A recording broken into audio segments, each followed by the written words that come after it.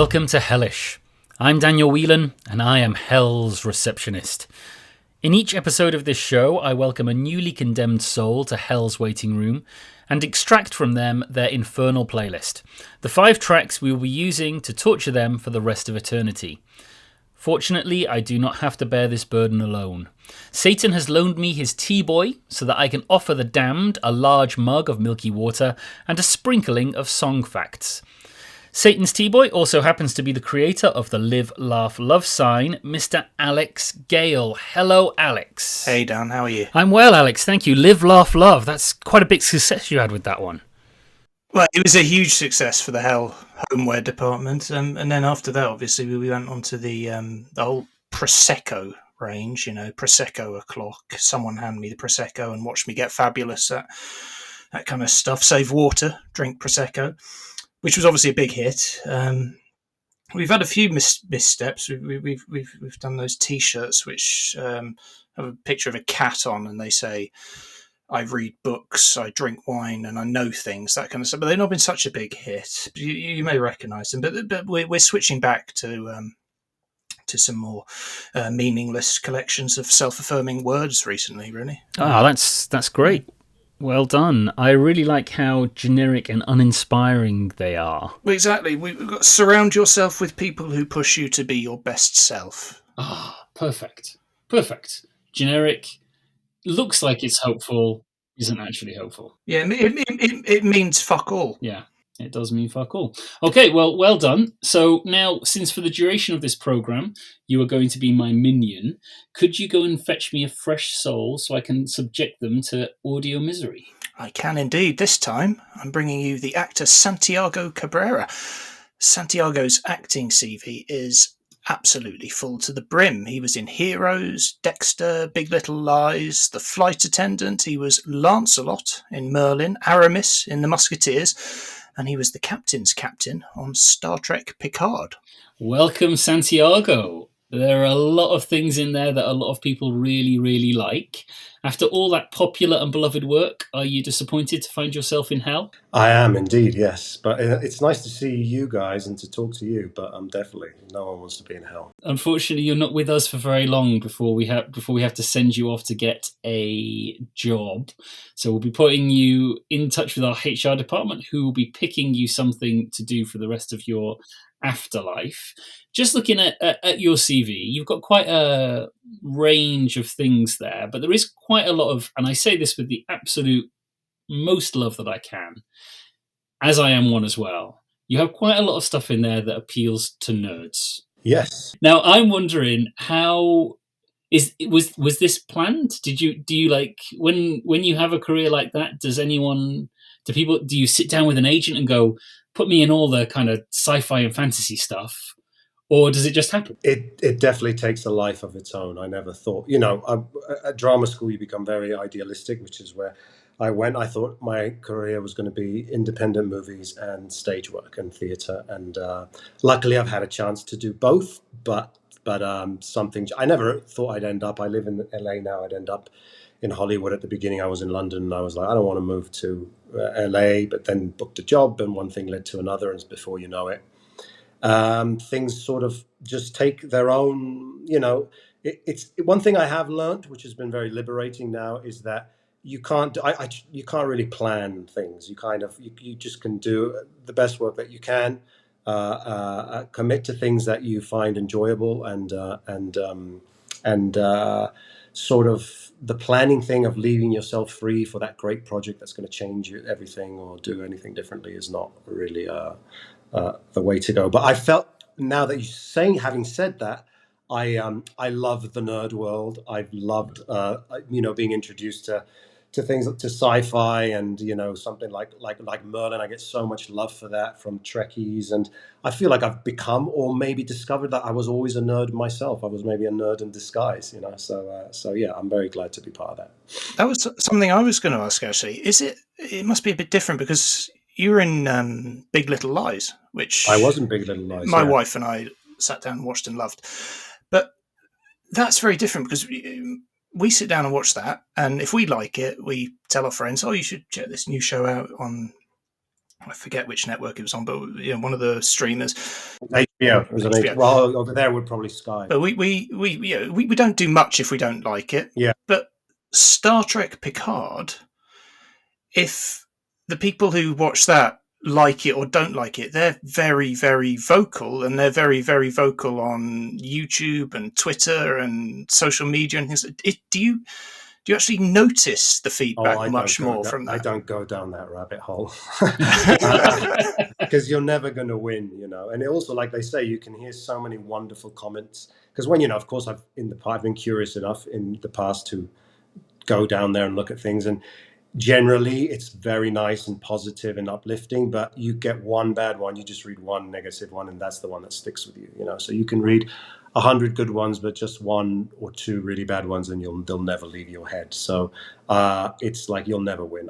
You learn that pretty early on in this profession, that you're never going to be to everyone's taste, and no matter what you do, it's never going to please everyone. So you kind of have to accept that, and so long as there's a big fan base and people that are loving it and people that are enjoying what you're doing, and you're getting to do it and have fun, then that's really what's most important. There's something else I wanted to ask you about your adventures, especially in the nerd world, is that what I have noticed is that very often what happens is you're in a thing, and then you get killed off in the thing, and the thing is not as good after you've been killed off in it. I don't know if you've realised this happens. That happened with Heroes. I'm sure you don't want to say anything about these things, but it happened with Dexter. It happened with Merlin. I mean, you could argue that it maybe happened with Picard, even though you didn't die in that one. So, why hasn't the industry learned not to kill you off yet? That's a good point, Dan. Let's go and ask the industry. I actually got that the other day from someone on Heroes. On Heroes, I would say of all those, Heroes is one where I get that a lot. People saying they should have never killed you off, and it went downhill from then. But on Merlin, they brought me back to life, I think, twice, and credit to them. They were like, "We'd love to bring you back, but we just can't figure out a way to bring you back to life again." And then I felt like at the beginning of my career I was dying all the time, and actually I haven't died for a while lately. So maybe, who knows? Maybe there's but there's nothing like a good death, on screen. So I'm always up for them. Okay. Well, so yes, you are waiting here with us now while the HR department finds you a job. This will be something that you hate. And to help Tracy, our head of human resources, would you mind telling us what the worst job you have ever done is? So it can be an individual acting job, something that went spectacularly badly, if you like, or it could be something that you did before acting, just something that you're definitely not going to enjoy if you have to do it again in hell. It's when I was in London. I lived in London from about 9 to 14, and when I was about 12, I did the newspaper deliveries before school in the morning, where you'd go to the shop and just kind of like put them all the papers together for whatever round you were doing. It was great pocket money, but it was cold and miserable and dark. I don't remember ever seeing the sun in those walks. Always, and so I'd say it's between that and driving a rickshaw around. When I was at drama school in the summers, I did the rickshaw. Did you drive one of those? What do they call them now? Pedicabs? Is that the word? It's like a tricycle with a sofa. Yeah, the tricycle with a thing, and you stand and you wait in Covent Garden or outside theatres. And the thing is that you realise is that people are very. They kind of point at you as early in the evening. It's like, oh, look at that. But as soon as people start getting drunk, once the booze starts going, they're all like, oh, yay, jump on the rickshaw. And then they're all like right on it. So it's at least you get a workout out of it. But that was a lot of stories on that one. But I didn't really enjoy that. I didn't last very. Did you ever turn somebody away thinking like, I'm not going to be able to get you where you need to go? Like I've just not got the legs for it. Yeah, because normally people just keep it around Soho and keep it, and then it's like there's someone who wanted to go like to Elscourt or something, and we're like in Covent Garden, and I was like, that'd be a good payday. But what if you? Because a couple people did you get the odd group of drunk people as well that wouldn't pay. They just run off as soon as you drop them off, somewhere. So I was like, I'm not going to risk it going all the way over there.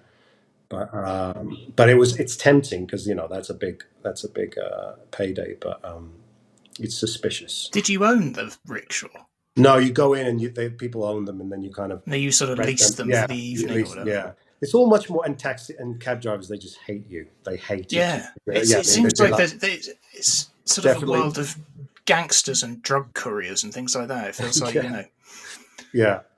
There's something, being as we're talking about jobs, there's something else I wanted to talk to you about, Santiago, and that is football, soccer. Football, yes. Because you are a very talented footballer. I remember watching you on the Soccer Aid charity match, and you attempted a very impressive scissor kick. And then Twitter started to say, "Who's Santiago Cabrera?" And I remember reading someone saying, "I think he plays for QPR." So you are a convincing footballer. Why did you not go down that road? Like what happened? I think I actually, on that Soccer Aid, I had one of my proudest moments afterwards in the dressing room with Edgar Davids, who people that know football is like, a legend. The one, he always played with glasses. That's kind of yes. Played for Holland and just for top great player. And afterwards, in the dressing room after the game, I go, "So are you still?" Because I knew he was coaching, he was player manager. I said, "So what's the thing? Are you going to still play?" And he was, "Oh, I'm not sure. I'm not sure what I'm going to do. Maybe I'm going to stop. I'm doing the coaching. I might continue." And then he went, "How about you?" And I was like, "What do you mean? You're going to carry on playing?" And I was like, "Oh no, I'm not a pro. I'm here because I'm an actor." I'm the celebrity. Like, "Oh, I thought you were just some player, So I took that as an enormous compliment. Clearly, a player he didn't know, but I took it as an enormous compliment. Well, but to answer your question, I started playing on high level, like semi-pro, and when I was about 19, 20. So I realized I kind of started to go in the top leagues a little too late. You've got to kind of be in clubs. I moved around so much as a kid. I missed the clubs, being in from youth teams from 12, 13. So I was realizing I could have probably made it to be a pro, but maybe in a lower division and maybe playing in a position that not the number 9 who's scoring all the goals, which is what I did when I played on amateur leagues. And semi-pro, I did all right, but they put me back in midfield when I wanted to be up front because there was a couple of people up front that were, just better goal scorers than me. So it was one of those where I was like, where's this going to go? And then I discovered acting. I did a play and got into drama school, and then my life just changed. I think it was the right move because I made it to Wembley and Old Trafford as an actor, and I don't know if I would have played in Wembley and Old Trafford as a footballer. So I think it was the right choice. That is a very cool thing to have done. Yeah. That's awesome. Okay, so we're going to come now to your Infernal playlist. So we're going to be asking you for the 5 songs we can use to torment you while you're in hell. Okay. We do have our lie detector demons here with us, so we need absolute truth from you. So let's start with a song you were embarrassed you used to like. Well, this is not really a song, it's many songs, and it's the Cats album. I remember I had it on a cassette. I was in Chile. I just moved back from the UK, and it was when I had my first car, and I was just, wanting to be different and alternative and not listen to what everyone else is listening to. And I think my mum probably had this cassette, and it being theatre and a musical, and I'd moved from London. I don't know why I had the impression that this was something artsy and alternative.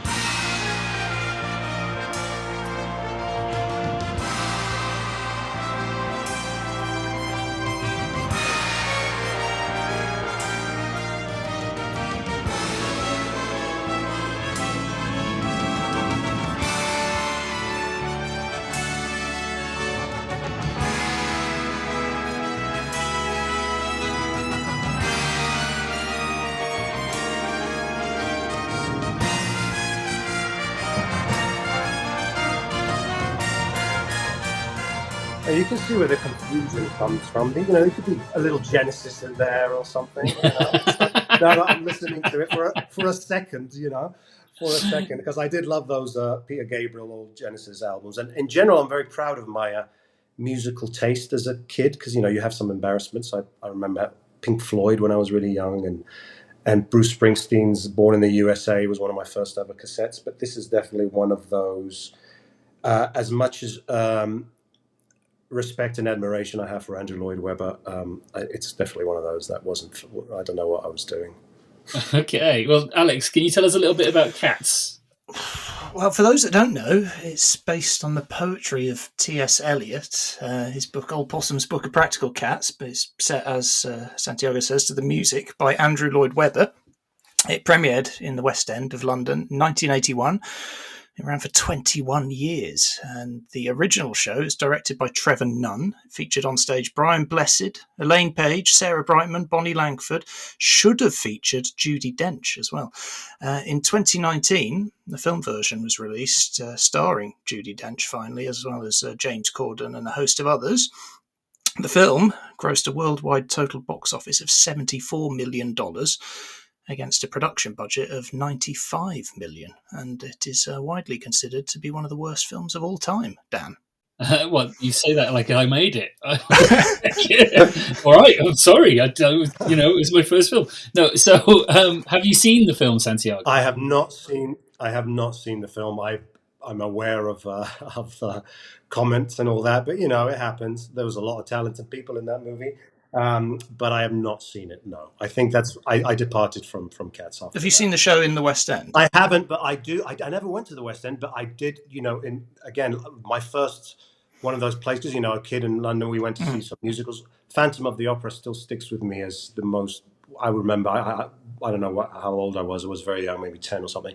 And just being in awe of the visual spectacle. I went home so excited of I remember the boat going through the water. And I mean, now there's hundreds of shows that have those visuals and even more. But it was, I remember being just loving it. I think I went to see Cats. I have a memory of it. And I texted my dad this week, and I was just sending him a message saying, when did I go and see Cats? Because I couldn't remember, because my main memory of it is thinking, oh, look at all these sexy West End dancers dancing around in front of me. And I wasn't sure whether if I was like 21, that feels like a bit of an embarrassing, inappropriate thought to have. But if I was 14, I'm okay with that. So I texted my dad, and he's completely blanked me for about a week, because I think he thinks I'm trying to get, it sounds like one of those, what's your secret bank question? What year did you go and see Cats the musical? Yeah. And again, because I'm pretty sure I went to see it, but last night I read the plot synopsis on Wikipedia, and I have no memory of it at all. I can't remember any of this plot happening. I remember wanting to go and see Cats and as a kid in that same period when I saw Phantom of the Opera, and then we just never went, and I never saw it. I actually never saw it. So your experience of it is entirely through the album, right? Entirely through the album, yes. Yeah. So I have seen the film, right. Which I would like to talk about that in a moment. But one of the things that strikes me about it is that it doesn't really have a plot. So I would imagine the best way to probably experience it is through the songs, because it's just like a little cycle of songs. It's like a song about this cat, and a song about that cat, and a song about that cat. And I think if you're going to experience it, that is probably the way to do it. If in 2018, Santiago, they had come to you and said, Santiago, we would like you to be in Cats the Musical, the movie, would you have taken it, knowing with your history of Cats? Would you have taken the job? Well, if Dame Judi Dench is in it, then I probably would have gone, and I get a chance to sing and be a feline and go into that. I probably would have said yes. So would you take a musical if somebody offered you one? If it was, I'd love to do a musical. It would have to be. I love to sing. I don't have the musical theatre voice of a lot of these singers. So, if it was something in the vein of a Henry Higgins and My Fair Lady or something like that, or it's speaky, singy, or a part that really suited, then I would love the experience. There's something, I'm not necessarily such a fan of musicals, but I do appreciate the art form, because I feel it encompasses everything. When you see a good musical, it's like no other experience. It's just because the people are dancing, singing, you get the drama, you get everything. So I understand the love for it, but sometimes I find it's kind of also almost a cultural thing that you have to grow up with, because sometimes the singing is jarring for me. However, I have seen some musicals and that I just love and work, and I'm always open to it. I thought it was circling back a bit to your football career. The reason Judi Dench didn't appear in the original cast of Cats was that she did her ACL. Oh, really? Oh, look at that. She was walking across the rehearsal room, and I had Trevor Nunn talking about this in a everyone involved in the making of Cats was very lovey, like very London theatre. Yes. And Judi Dench walked across the room, and they had a shot, like a shot of a gun, and it was Dench's ACL going, and so then they rushed her off to hospital, and they were, fixed her up, and they were going to bring her back. She came back, and the trouble is, much like football again, they rushed her back too early. They brought her back after 3 weeks, put her on stage, and she tottered across, couldn't cope, fell off the stage. Oof. Yeah, and then they got Elaine Page in. It's super sub. It's nice that she got to go back and do Cats eventually, though, isn't it? It is. Yeah. The circle was complete. Yes. Okay, so that's Cats. That's your first choice. Next, we'd like a song that is universally adored that you cannot stand. Well, this one is universally adored a while back, but it's Wind of Change from the Scorpions.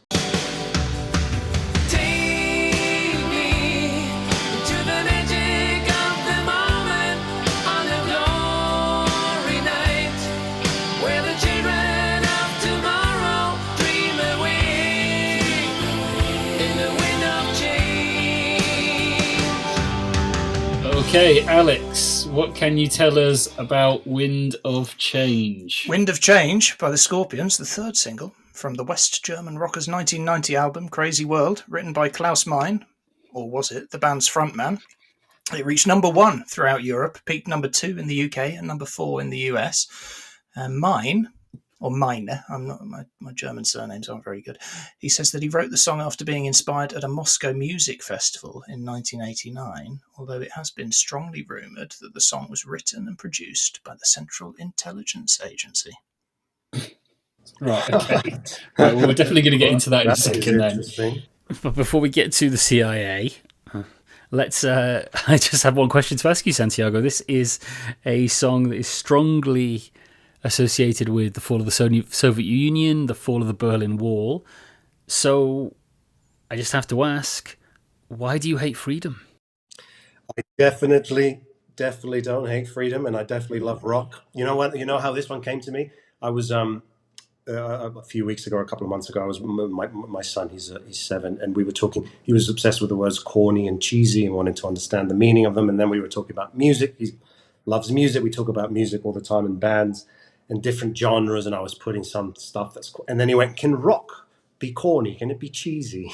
And I was like, "I don't rock." Well, yeah, I mean, I'm sure. And then I suddenly remembered the Scorpions, this song particularly.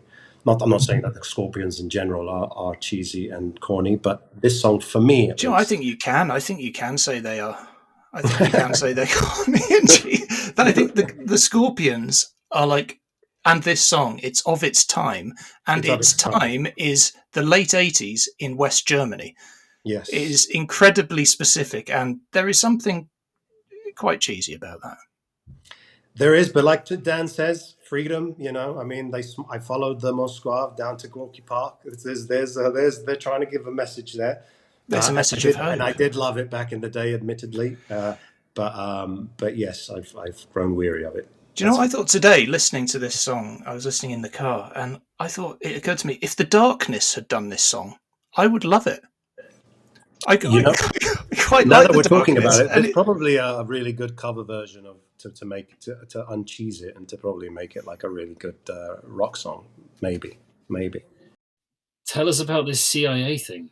Yes. Well, I don't know if you guys have heard it. There is a fantastic podcast about this called Wind of Change, and it's made by the guys from Crooked Media who do Pod Save America and other. They used to work in the American government, and the rumor is that one of these chaps' friends came to him because a guy at the CIA had said that an old greybeard from the CIA had come to him and said, "I've got to let you in on a secret. This was a psych op to make change in the Soviet Union, and we wrote Winds of Change and gave it to the Scorpions." And the podcast delves into the fact that the Scorpions were working for the CIA, shuttling people around Russia because they were one of the few bands that toured beyond the Iron Curtain. And it's an amazing podcast. It's got superb characters. It's got a a guy who customizes GI Joe action figures, and completely independently of this rumor, he's created some Scorpions dolls that are secret agents working for the CIA, and they meet him and they say, "But you must have heard of this rumor," and he's just come up with it because he thought it was, there is no basis, there's no link between this guy who makes GI Joe customizable figures and the other rumor, and they're making it into a TV show. And I thought perhaps that should be on your radar, Santiago. I was going to say it sounds like something. I was going to say it's like a documentary or something, but yeah. No, but they're going to make it into a drama. Hulu have bought the rights, and if you can do a German accent, well, I can pull that off for sure. I'm into accents. Yeah, I think. Okay, there you go. If you're listening to Hulu, I think it's going to make a great TV show. Actually, we found the new Klaus Meiner. I think Santiago would be the guitarist whose name I forget. He's got the darker hair. Oh yeah, any excuse to play guitar on something, I'll do that. Yeah, sorted. There we go. We've just cast the new Wind of Change TV series. I'm going to start learning it on the guitar for sure. Wind of Change solo and everything. I can't imagine it will take you very long. No. We now arrive at the moment all the listeners have been waiting for. Hell's marketing department has been working extra hard recently to come up with some devilish advertisements for you all to endure. While you are listening to those, Alex and I will be asking Santiago Cabrera about the artist he will meet in Hell. If you'd like to hear that too and get longer, ad-free versions of the show earlier than anyone else, then you can subscribe to our Patreon at patreon.com/hellishpod. If not, I hope one of the irritating jingles gets stuck in your head for the rest of the day.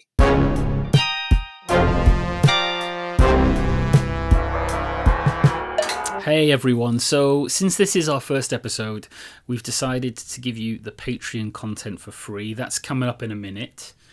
Before you hear that, if you are liking the show so far and you'd like to help it to grow, then you can do a couple of things for us. The first thing is you can like and subscribe and follow and all the other things you need to do wherever you get your podcasts. The second thing is you can just chuck us a couple of quid by going on ko-fi.com/hellishpod. That's just to say, thanks, we like what you're doing, please keep it up. The third thing you can do is, of course, subscribe to the Patreon, and you'll get a lot more of the kind of thing you're about to hear with every episode. We've got some really exciting guests coming up in the next few weeks, and I'm sure you'll all want to hear more from them. So if you could do those things for us, that'd be super cool. If you can't, we understand. You're just going to spend a little longer in purgatory than most people do. Hey, what can you do about it? Anyway, now onto the Patreon content.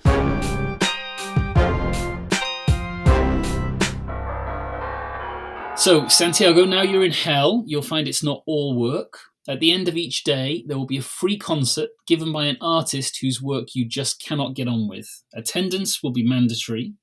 Everyone else there will be loving it, and you will be having a miserable time. So who are you going to see? Who is the artist you will meet in Hell? It is music. It's AI, music done by computers or anything in relation to the digital era, basically where humans did not play instruments in the first place, and it's just a rip-off of everything that is out there in the musical ether that we've got. That does sound like a hellish concert. Are we talking like those things where they get a computer to write a new song by Nirvana? I think it's a little bit of everything. I know there was a time where the music industry, there was that it had its own crisis. We had it in our industry now, and with the strikes, and we've all been scared and still are scared of artificial intelligence taking over creative works. But I think there was a time music had it first where everything was digital and suddenly you had auto-tune so people can sing. And then I was told by professional musicians that they would go to record a solo at a studio and they'd just arrive and start, and then the guy would go, oh no, I don't want that, just go note by note. So as opposed to wanting them to play the solo, it would just be go deep, like literally one by one. And everything was all about how the construction technically of it. And today we've heard, well, there was this thing of, what was it, the song, was it that they mixed two artists, they created a song based on a couple of artists, and there was a debate whether it should be nominated for a Grammy or not.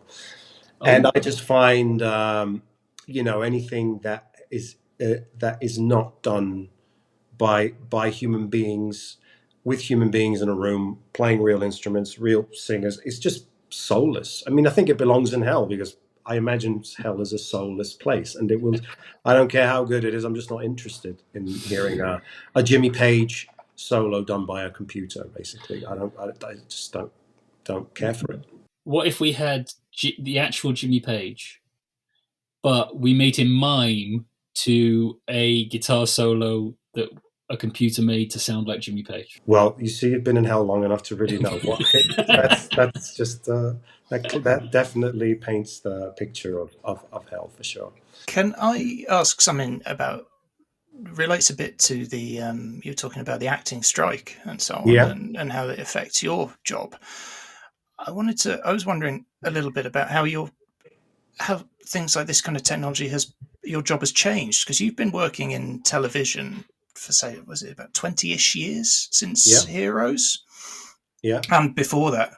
And I don't know what the technology was like then. I've never really been on a film or a TV set, but it was only, 10 years after Jurassic Park then, wasn't it? So it was quite in its early days. But I've been watching a show on Netflix with my son called One Piece, which is a really fun show. It's like a manga that they've done into live action. And I made the mistake of, on your TV, you can change the settings and you have to put it on a certain setting to watch a film. Otherwise, everything looks like a soap opera or something. It looks really cheaply made. And when I had it on the wrong setting, I could see that in the background, they were walking through this dockyard in One Piece. And you could actually see that all the background extras were computer animated, and everything there in the background had been added later. They probably just walked along a plank of wood on a green screen. So has the job you do completely changed in the time you've been doing it? No, it definitely hasn't completely changed, but you can see a future where people are going to want to, wonder, are they going to, you do a reshoot of something, say you shoot a movie. I think the human experience will not be replaced. And if it is, there'll be maybe a parallel industry going on. And I don't think it'll have the connection with audiences that real people have. What could happen is, you do a reshoot of something and they you were in the car and then they wanted you to actually not be in the car, as opposed to having to fly you back to wherever it was shooting and put you in a hotel for 3 days, and just like they could now do that digitally. So we have protections in regards to those things, because it's about, if you want it, or if you want to call me back as a director and go, look, you were angry in the scene, but we actually want you to be a bit chipper and happy, I can make that choice. I can go, all right, let's go and let's work it. Or I can go, no, I think that's, but if they can now do it digitally and alter your performance, then it's like, well, that wasn't a choice that I would have made, So that's, it's getting into your own, personal and creative choices. And then also things that I feel that you take for granted when you see all these great movies and, shots. When you're up a mountain, people have been carrying cranes up a mountain. There's 80 extras and you're sitting on these little chairs in the court, like you think of, on the waterfront, for example, Brand, they're at the docks and the people were there and it was cold, and they on the side, they were having coffee or tea to keep warm in between takes, and you're having conversations about the script with the director. And those are things that you just take for granted. But that I think adds something. Audiences aren't thinking about that when they watch a movie, but that just gives it's just what makes things connect and makes them live, and that's, you suddenly go, we're going to lose all of that because now it's all going to be green screens and we don't even need to be in rooms with people anymore.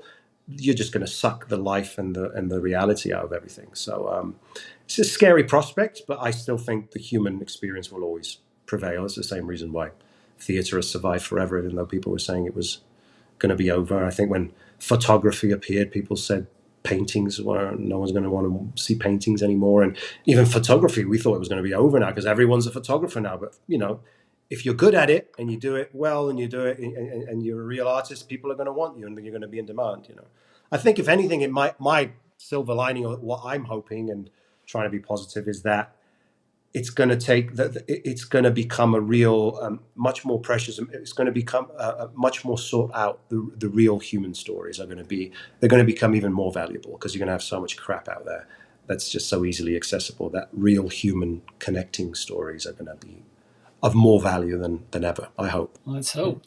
Yeah. Meanwhile, in hell, it'll be Meanwhile, hell will be that. Cher singing auto-tune "Believe" to kick the night off, and then we move on to absolutely every new song that is released. Yes, and we're going to do an AI version of Cats, where you play all the cats, but your face plays all the cats. You won't have anything to do with it, and then we're going to send it to Earth and try and sell it for as much money as we can. So obviously the strikes you've just been through, they went on for quite a while. They were in the news quite a long time. You were also working in the last strike, right? The strike in, was it 2006, 2007, something like that? I was working in the last strike. I just finished a movie that was one of my experience I loved with Steven Soderbergh, called Cher, with Benicio del Toro, and it was just amazing. It was the first time I'd ever worked with such an actor that I looked up to and admired so much. And then I got cast in the Justice League with George Miller as a director. Wow. And we flew to Australia, and we went to Weta, to New Zealand, to try. I tried my Aquaman costume on. I was Aquaman. And but the strike hit, so we were on hold for a while. But George kept us in Australia. We workshopped it for about a month. We were starting to train. I was getting ready to swim with dolphins, and it was just and then time went by, and then they went, "We're not going to do the movie anymore." So that strike really affected me, and I think they affect everyone. I mean, everyone has their stories, but that was definitely a big thing to have missed out. Not really missed out. It was real. It was there. We were there. We were doing it, and then we never quite started filming. So it was like, wouldn't this be great? It's not.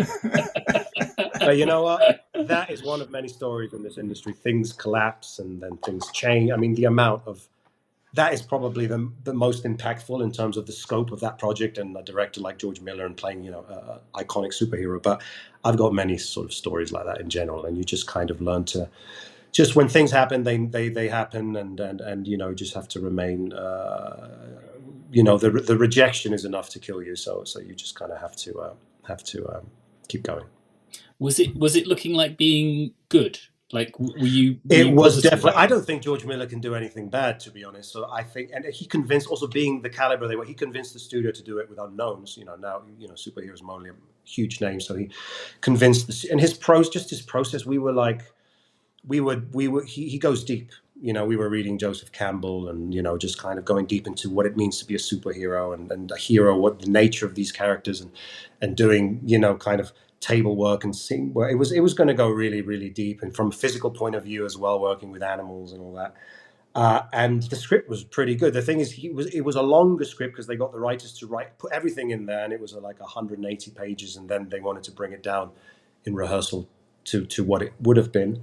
And it was great. The story was really strong, and like I said, I think he's just phenomenal. So Aquaman, before Jason Momoa, was in the comics. He's a blonde guy. Yeah. You are very much not a blonde guy. No, I'm not. So how am I going to put this? How much of what Aquaman is now, like, compared to what you would have done with it? Well, yeah, it was refreshing to see that, because it was I when I got cast, I was I think I was the only person who wasn't in LA doing workshops with him, because I was in Puerto Rico shooting Che. So I did a tape. I did a tape, and then a conversation on the phone with George. And when I had a tape, because I was playing a real character, Camilo Cienfuegos, in the Cuban Revolution, my beard was very long. It was up to below my neck, and my hair was very long. So, and he loved that look. So it was going to be that. So it was also yes, you would have been what we now see Aquaman as. It would have been. There was that, because there is a version of Poseidon. There is one version where he's still blonde in that comic book version, but there is a version where he does have long hair and the long beard. It's not many additions, but there is a whole streak of him, and it comes. It's very much in Atlantis, and it's in relation to Poseidon, and that's kind of the connection. But yeah, not the Orange County blonde Aquaman is the most popular one that you've seen in comic books, at least. But this guy was. But we were going for the longer hair, and we tried some blonde streaks in it. But I think eventually we're going to say we would have settled with just me looking, how I looked. Yeah. Okay, Yeah. I'm kind of upset that we missed this now. This sounds like it was great. Oh well, never mind. You know, I Next hope to time. work with George one day because he's great. I love his work. So I hope to. Well, technically I did get to spend a month and start working with him, but to do a movie, it'd be great. I love his work. I'm a huge fan. I was going to say that the disappointing thing about AI is that it seems to be doing all the fun things, music and acting and all this kind of stuff. You wouldn't be surprised to know that being Satan's T-boy doesn't pay my mortgage. So during the daytime, I often work with numbers and figures and some quite tedious processes. And it feels like, can it not just do that? I would quite happily have my job taken. Well, I think it probably will do a lot of jobs. I think that was the good thing. The conversation started, but I feel like I find that AI will have so many benefits. I mean, just from the medical point of view of what it could do. I mean, if it can cure Alzheimer's and cancer, it's like I'll take it, But if it's like if they go, oh, AI has cured Alzheimer's, I'm not going to go. But was it a human being though? Because I don't think it's like yes, amazing, but. Oh, it wrote a book about what it was like to be at World War II. It's like, no, either I want to read Winston Churchill's real testament. He was there, or the soldiers that were there. I want to read the real poetry of the World War I soldiers that were actually in the trenches. I don't want AI to just copy paste something and make something that is meant to be as good as it might read. It's just not going to be original. AI does not know what it's like to lose for your dog to have died when you were a kid, or to they can write about how amazing this pizza tastes because they will just grab it from a bunch of stuff, but it won't be a description from a real person. So I think what bothers me is that the tech world is dominating in every area, and it's simplified our lives in so many ways, and I think it's great that there are people that are amazing at this tech stuff, but why are they dominating the world and taking over everything? Do you know what I mean? It's like, stay in your lane. There are things that you are not talented at this. You can create the thing, the algorithms that make something, but it's all copying something else. So when creative people that know how to write stories use it as a tool, then that will be the magic. Because of course it can be an amazing tool. But the idea that these people think that they're going to start making great films and doing stuff, I don't think so. They'll make them. There will be an industry. They will, but will they be good? I really doubt that. Yeah. Okay. Well, hopefully that is something that we can, Earth can avoid. We'd quite like it in hell. It sounds great. But okay. So Santiago, thank you very much for your artist you'll meet in hell, artificial intelligence.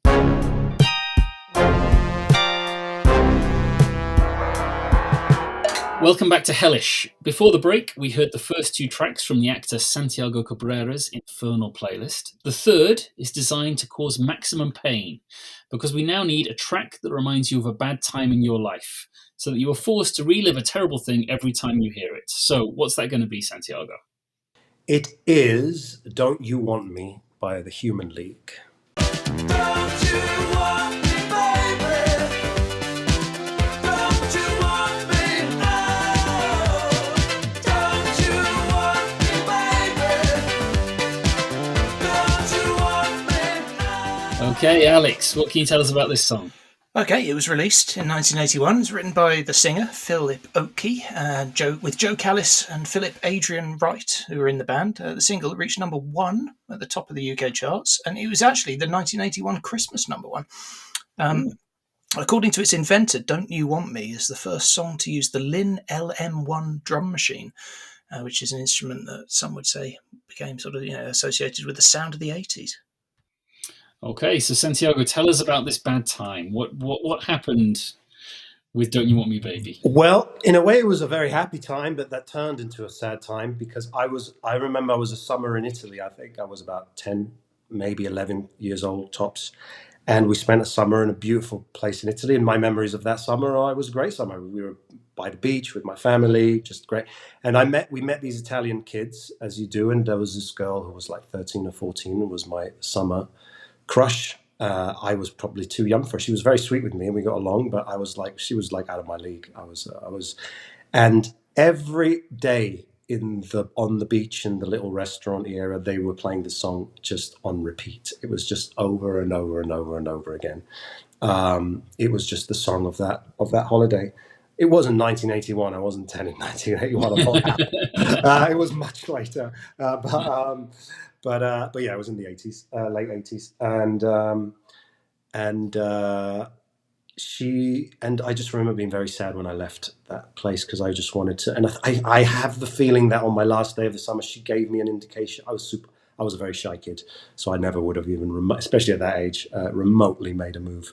And I had a feeling that she sort of flirted with me on the last day, and was like, and that just song reminds me of that moment. And I left very sad. I kind of knew I was never going to see her again, and I didn't. Never saw her again.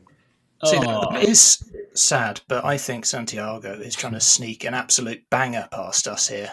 And it reminds him basically of a summer holiday. An absolute banger that reminds you of a summer holiday in hell. And they have an ending, but it's like, like the voyage of the Titanic. It was absolutely lovely until the very end. Yeah, it's true. Do you remember the young lady's name? I actually don't, because I was about to say I don't think I even remember her. I'm going to say Francesca, but I'm probably maybe it was Francesca.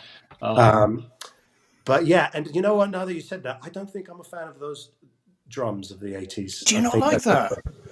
I can't think of a bit of this song that I don't like. Oh, really? Yeah, it's. Now that you played I've not listened to it a lot. When you played it, I did not feel like I was in hell. It did bring a nostalgia, and I was like, that song. So yes, I will have to work around that and try and introduce something, some visuals of this girl. I do like create the the moment. Yeah, I think they've got some good tunes. Okay, so we're going to go on now to track 4, which is A Track You Hate by an artist you love. What's that going to be? This was a very hard one because an artist you love. It's hard to find tracks that you hate, but staying on the sad tone, Yesterday by the Beatles. Yesterday.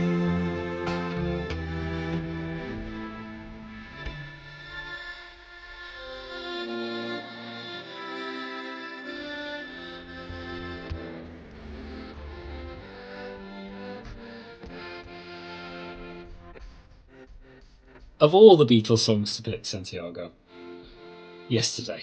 Yes. Okay, Alex, what can you tell us about Yesterday? See if you can find something that we don't all already know. I can't tell you too much that you probably won't know. It's from the 1965 album Help, a little-known album by a band called The Beatles, written by Paul McCartney.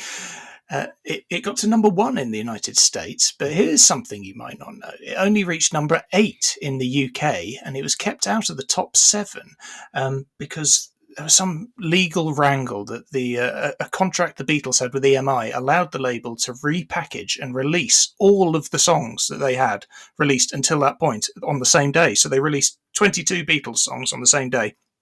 And that's the reason why Yesterday didn't get to number 1, because there are 7 other Beatles songs ahead of it. Really? Wow. That is interesting. Yes. Oh, well done. That is a good fact. So they were the Taylor Swifts of their time. Very much so. They'll be pleased to hear that. Yeah. Exactly. Yeah. What is it about this song? Because I am an enormous Beatles fan. I just love them. I mean, obviously, universally loved, and because I just think they're extraordinary musicians. Love that documentary, that Get Back, that was done. I've seen their movies, but this song just doesn't. I don't know what it is about this song. It doesn't. This just makes me sad, and I haven't really analysed the lyrics enough to sort of say if it's the words. I just feel there's something about it that just doesn't have any oomph and does not work for me. And maybe because it is so popular, that's maybe one of the reasons. But it's and you say, Dan, out of all the Beatles songs, it's because there's not the other Beatles songs that I don't like. So this is the only one. That is a big claim as well. So yeah. I put on a list that I'd actually take to hell with me. Yes. Yeah, I mean, that's kind of what I'm saying. That's kind of what I'm saying. Yes. So just so we're clear, Maxwell Silverhammer, you'd rather not have that. You'd rather have Yesterday than Yes. Maxwell Silverhammer. Oh, right. Okay. Wow. That is Octopus's Garden, Yellow Submarine.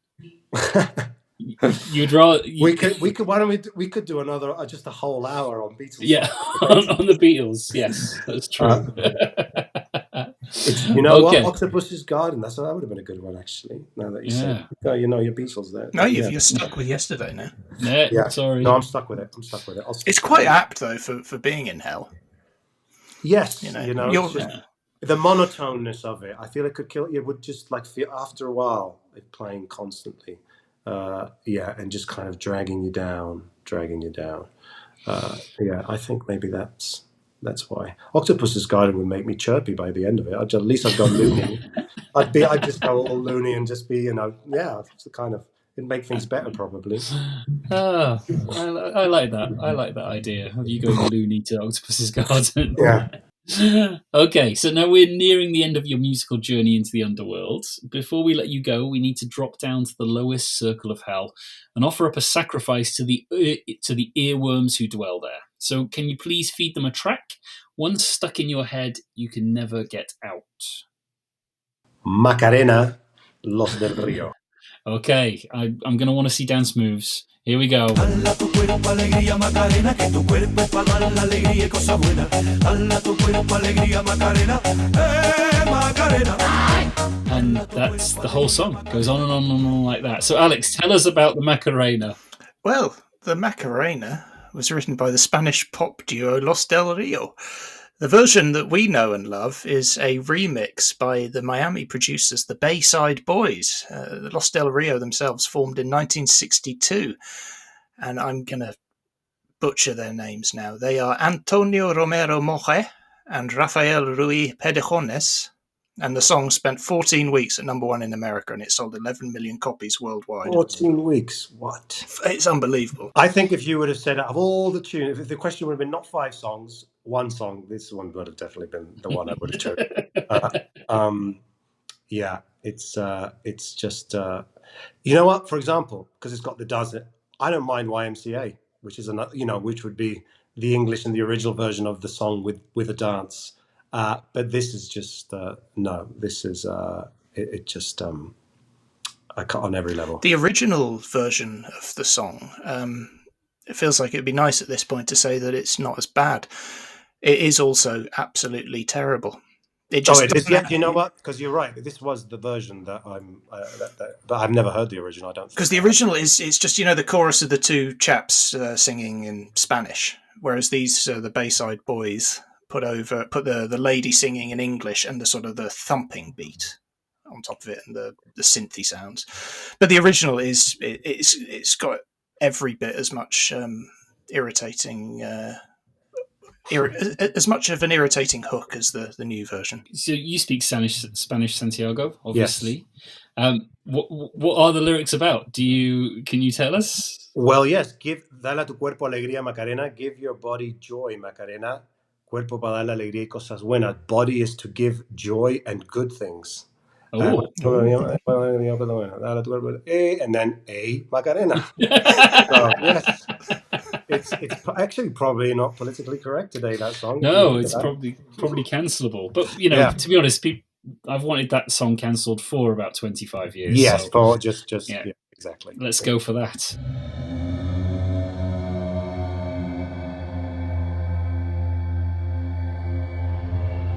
So that groaning is Tracy from HR. It sounds like she has a work placement for you, Santiago. While I find out what that is, Alex, can you recap the Infernal playlist for us? Absolutely.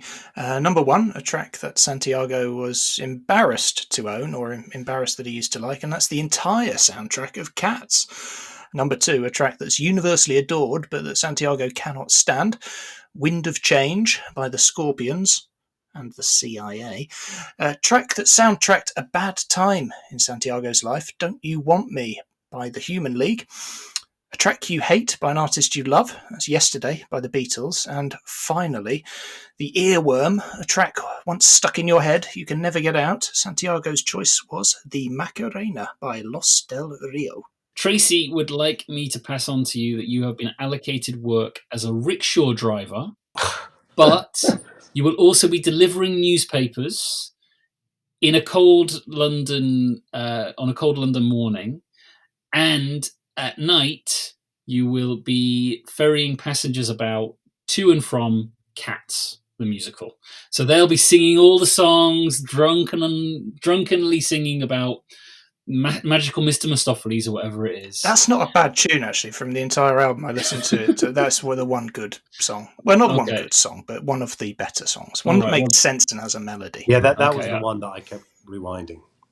All right, well, in that case, then you can't have that one. In that case, you're getting Jellicle songs for Jellicle Cats instead. So you're going to head to the rickshaw department with those 5 songs burned into your brain. But before you go, can you tell us what people can see you in next? Have you got anything coming up that you can talk about? I do. I'm in a show that just started. Well, in the UK, I'm not sure, or in Europe when it's coming out, but it's a show called The Cleaning Lady. I'm filming right now. We're doing season 3, and then I've got a show that's an Apple show that will come out in the summer called Land of Women, which with Eva Longoria and Carmen Maura, which is a muse of Almodovar's films, a great Spanish actress. And that's a fun one. It's a 6-episode miniseries we shot last year in Spain, and that's coming out at some point in the summer on Apple TV. Okay, well, that sounds like that's a couple of things for us to look forward to. I'm assuming you're not playing a cleaning lady in The Cleaning Lady? I am not. I am actually playing a role that I've never played before, but has come my way many times. When you're Latin American and you're here living in America, they want you to be there's a list of a lot of stereotypes of from gardener to cartels or to gangbanger, and but this was one where there was a role. I'm playing a guy who's involved in the cartel, but it's very interesting because there's a lot of humanity to him, and I thought it was done in a way it's a world. The show is very entertaining, has exposes something that's, I think, very important. It's a very refreshing show. The lead girl's fantastic, lead woman, Elodie Young.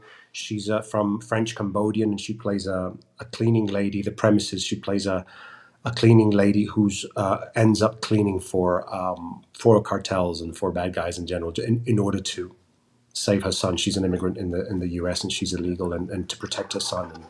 And they've had 2 successful seasons, and this is the 3rd one that I've joined. Oh, awesome. Well, I've just had a look, and it is on Sky Witness in the UK right now. So it sounds great. I'm definitely going to check that out.